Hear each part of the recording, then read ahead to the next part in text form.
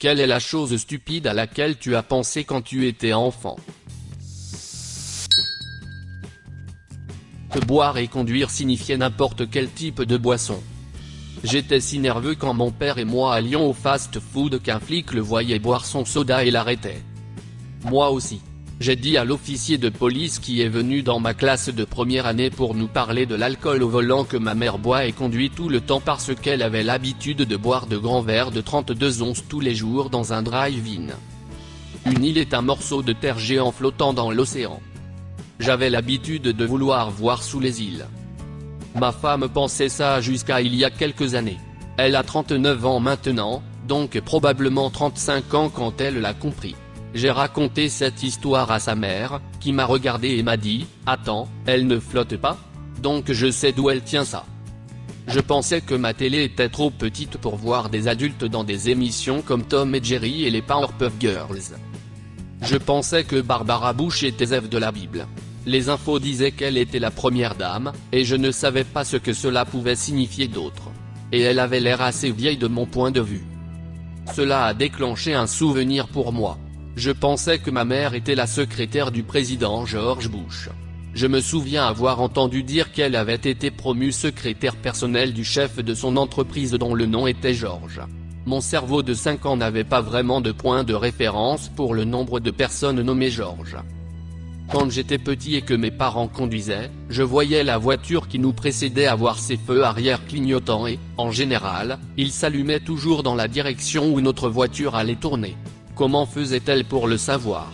Je ne comprenais pas à quoi ils servaient et je pensais qu'ils étaient là pour donner des instructions sur la direction à suivre à la voiture derrière elle, nous. Après tout, comment mon père a-t-il toujours su quelle route prendre pour se rendre au McDonald's, au Toit-Rue, etc. De toute évidence, il suivait les instructions fournies par la voiture qui nous précédait. C'est pourquoi je m'inquiétais toujours lorsque mon père ignorait les instructions que la voiture devant nous donnait avec son petit feu arrière clignotant. Mais je me disais que mon père prenait juste un raccourci parce qu'il était mon père et que les pères savent tout. Et dit pour les gens qui demandent mentionne les clignotants du tableau de bord de notre voiture, j'avais une explication simple pour cela. Je pensais que la voiture devant nous transmettait aussi un signal pour montrer les flèches au cas où il pleuvait ou neigeait et qu'il était difficile de voir la voiture devant nous. Je pensais que lorsque vous arrêtez votre voiture, vous devez également effectuer des actions supplémentaires pour activer et désactiver manuellement les signaux d'arrêt et avertir les conducteurs qui vous suivent. Je n'ai jamais pensé que le processus de freinage lui-même et ses feux étaient liés. Quand j'avais probablement 5 ans, je pensais que l'autoroute était pleine de voitures qui faisaient la course. J'étais tellement excité quand mon père dépassait quelqu'un. Je me souviens lui avoir dit bon travail une fois après qu'il ait dépassé 5 voitures en même temps, mais j'ai dit mais papa, cette voiture grise est loin devant toi et il a dit ouais. Je lui ai dit il est en train de gagner, ne le laisse pas faire. À ce moment-là, mon père a dû briser mon illusion en me disant que ce n'était pas une course. Je pensais justement à ça aujourd'hui. Je ne sais pas ce qui m'a fait penser à ça, mais je suis même un peu gêné aujourd'hui de voir à quel point j'étais stupide. Quand j'avais 7 ou 8 ans, j'étais dans une équipe de natation de compétition. J'étais plutôt mauvais à ce jeu. J'ai eu beaucoup de rubans de participation, je dirais ça comme ça. Un jour, j'ai plongé dans l'eau et j'ai pensé je devrais essayer de nager vite aujourd'hui. C'est ce que j'ai fait et quand j'ai sorti la tête de l'eau, mon entraîneur était debout et me regardait avec des yeux écarquillés. Elle a crié c'est une première. Tu as eu la première place. J'ai gagné la course. Ou ce que vous appelez gagner à la natation. Quoi qu'il en soit, je me suis souvenu de ça par hasard des années plus tard et ça m'a frappé. Comme, qu'est-ce que je faisais avant ça? Est-ce que ça ne m'a jamais traversé l'esprit d'essayer de gagner? Je pensais que les compétitions de natation étaient faites pour quoi? Juste pour le plaisir? Et pourquoi je n'ai plus jamais essayé ce nouveau truc de nager vite? Mon Dieu, j'étais tellement stupide.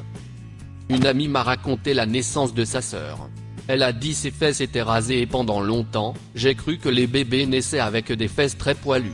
Je n'ai pas réalisé que sa mère devait être rasée avant d'être plus âgée. Je pensais aussi que les parents devaient avoir des rapports sexuels réguliers pendant la grossesse pour que le bébé reste fécondé, sinon il mourrait. J'ai grandi dans la religion catholique, nous ne parlions pas du sexe. Les escaliers roulants me consumaient si je ne descendais pas assez vite. Putain de merde, j'ai vu une vidéo d'une fille qui tombe dedans et ça me fait toujours peur. Ouais, c'est loin d'être une croyance aussi stupide qu'on le voudrait. Je me souviens d'avoir lu cet incident, d'avoir vu la vidéo et d'avoir réalisé que la peur de l'enfant ce n'était pas aussi irrationnel que je le pensais. Je suis allé dans une école primaire catholique. Je faisais un exposé devant ma classe de spell E1-bas sur la façon dont Dieu a créé les cieux, la terre, les montagnes. Je n'ai jamais vraiment compris comment la chronologie s'articulait autour de tout cela, je connaissais juste les grandes lignes de l'histoire de la création. Je n'ai jamais vraiment compris la chronologie de tout cela, je connaissais juste les grandes lignes de l'histoire de la création. Mais ensuite, j'ai pris la tangente et j'ai raconté comment, lors de la création de la Terre, rappelez-vous, je ne comprenais pas la chronologie et j'ai juste improvisé. Dieu a dû être un grand fan de personnages historiques importants. George Washington, Abraham Lincoln, Jefferson, Roosevelt. Ma maîtresse de spell E1-bas se rend compte de ce que je suis sur le point de faire et me sauve de l'ouragan imminent de moquerie que j'allais susciter chez mes camarades. Elle se dépêche de me séparer de mon panneau d'exécution et, dans l'intimité du couloir, m'explique que le mont Rushmore n'est pas un phénomène naturel. Mon frère a quelques années de plus que moi et même raconté des petits mensonges tout le temps. Parmi les plus mémorables, il m'a dit que notre oncle avait inventé les hamburgers et que la limonade contenait un peu de pisse de porc. Mon père avait l'habitude de raconter des bobards comme ça. Il me disait que lorsqu'on aspergeait une mouche avec de l'insecticide, ça ne la tuait pas vraiment. Ça l'aveuglait juste pour qu'elle s'écrase contre le mur ou si elle était sur la table, elle se baladait sur le bord de la table et c'est ce qui les tuait.